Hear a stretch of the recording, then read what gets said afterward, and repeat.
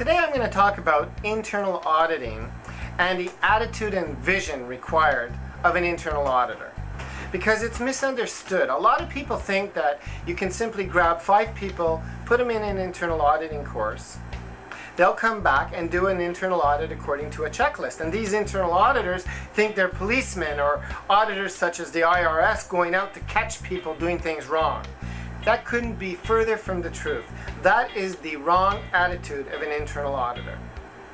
So let's talk about what type of an attitude an internal auditor must have.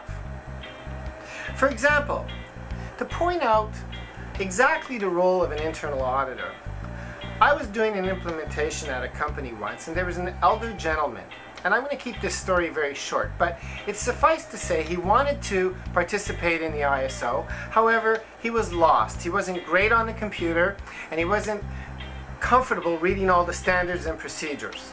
So I took him aside and I said to him, listen, I'm going to tell you a little secret.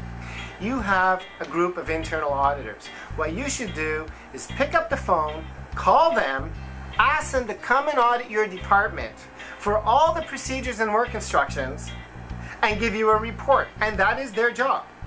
And I said, now what they'll do for you is they'll give you a report and you'll have a complete to-do list to comply with your ISO 9001 system. I said, so that is what the internal auditors are doing, and they're on your side. They're not something you should fear. They're here to help you. So the more time they come in and audit, the more time you'll be aware whether you comply or not, or what type of actions you can do for improvement. In a capitalist society, we cannot regulate everything.